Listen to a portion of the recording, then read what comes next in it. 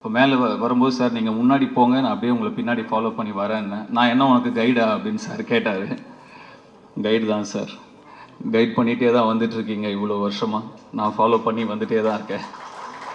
இசைஞானி இளையராஜா சார் அவர்களுக்கும், உலகநாயகன் கமல் சார் அவர்களுக்கும், என் நண்பர் வெற்றிமாறன் அவர்களுக்கும், என் செல்லம் பாரதி ராஜா சார் அவர்களுக்கும்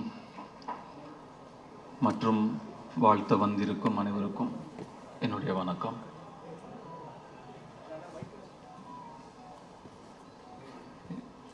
எண்ணம் போல் வாழ்க்கை அப்படின்னு ரொம்பவும் நம்புறதும் அடிக்கடி சொல்கிறதும் உண்டு. What you think you become.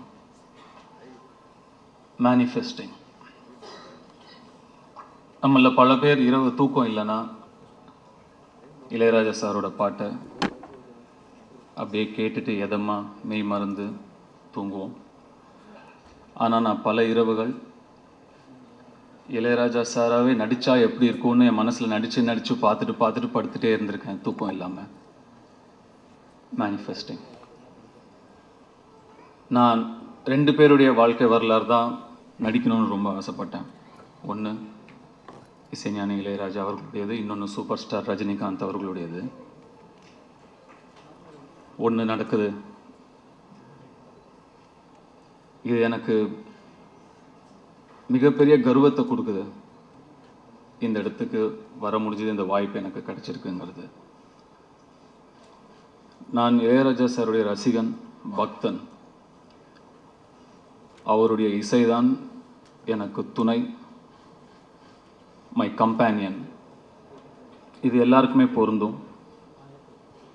அதை தாண்டி அவருடைய இசை எனக்கு ஒரு நடிப்பு ஆசானும் கூட. எனக்கு நடிப்புனா என்னன்னு தெரியாத காலத்திலேருந்து இப்போ வரைக்கும் ஒரு காட்சியை படமாக்கிறதுக்கு முன்னாடி அந்த காட்சிக்கு தகுந்த மூடில் இருக்கிற ஒரு இளையராஜா சாருடைய பாடலையோ பிஜிஎம்மையோ கேட்பேன். அந்த இசை அந்த காட்சியை எப்படி நடிக்கணும்னு எனக்கு சொல்லும்.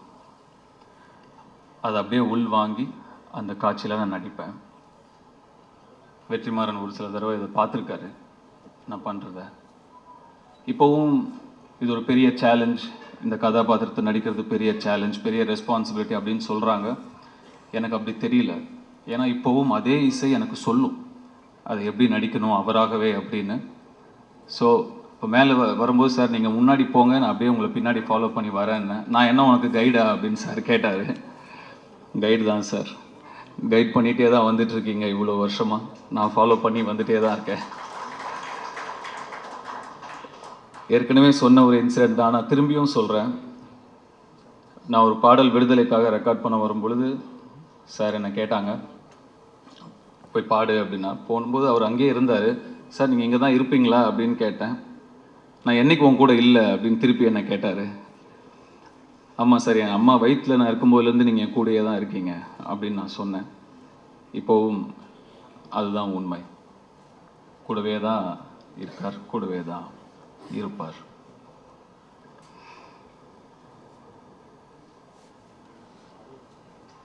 நிறைய விஷயங்கள் பேசணும்னு நினைக்கிறோம். ஆனால் நம்ம முன்னாடி நிறைய பேர் பேசுறதுனால நிறைய பாயிண்ட்ஸ் நம்ம யோசிச்சுட்டு வந்துடுது, போயிடுது. வெற்றி ஒரு சில விஷயங்களை அப்படியே போகிற போக்கில் அடிச்சிட்டாரு. இப்போது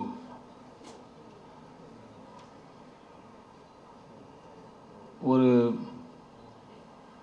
ஆர்டிஸ்டாக நான் இதை எனக்கு கிடைச்ச ஒரு மிகப்பெரிய அங்கீகாரமாக நான் நினைக்கிறேன். அந்த அழைப்பு இளையராஜா சார் கிட்ட இருந்தே எனக்கு வந்தது. இன்னும் எனக்கு ரொம்ப சந்தோஷத்தையும் நெகிழ்ச்சியையும் எனக்கு கொடுக்குது. இசையாகவே, இசை ஞானியாகவே, இசையின் கடவுளாகவே நடிக்கக்கூடிய வாய்ப்பை அந்த சிவன் எனக்கு கொடுத்துருக்காரு. அதை நினச்சி ரொம்ப நெகிழ்ச்சி அடைகிறேன்.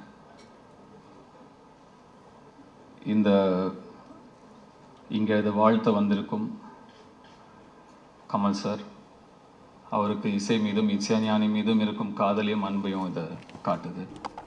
ரொம்ப நன்றி சார். அருண் நிறைய ப்ரெஷர் போடுறாங்கன்னு நினைக்கிறேன். எந்த ப்ரெஷரும் எடுத்துக்காதீங்க. இதை என்ஜாய் பண்ணி பண்ணுற ஒரு விஷயமாக தான் நான் பார்க்குறேன். ஒரு இந்த ஒரு வரலாற்று சிறப்புமிக்க ஒரு படைப்பில் நம்ம இருக்கோங்கிறத என்ஜாய் பண்ணணுமே தவிர நம்ம அதை ப்ரெஷர் எடுத்துக்கூடாது, சேலஞ்சாகவும் நினச்சக்கூடாதுன்னு நான் நினைக்கிறேன். இந்த இடத்துல நான் இவ்வளவு மட்டுமே பேச நான் நினைக்கிறேன். இசையை பற்றியும் இசை ஞானியை பற்றியும் பேசும் ஒரு மேடை வரும். அப்போ நான் விரிவாக இன்னும் நிறைய விஷயங்களை பகிர்ந்துக்க விரும்புகிறேன். I am so blessed. Thank you so much for all of you for coming and blessing us. இப்போதைக்கு ஏனோ தெரியல, ஒரு ஓரமாக நின்று குயில் பாட்டு அப்படிங்கிற பாட்டை வந்து ரெக்கார்ட் பண்ணும்போது எங்கள் அப்பா இப்படி நின்று பார்த்துட்டு இருந்த அவருடைய முகம்தான் எனக்கு இங்கே ஃபுல்லாக தெரிஞ்சுக்கிட்டே இருக்குது.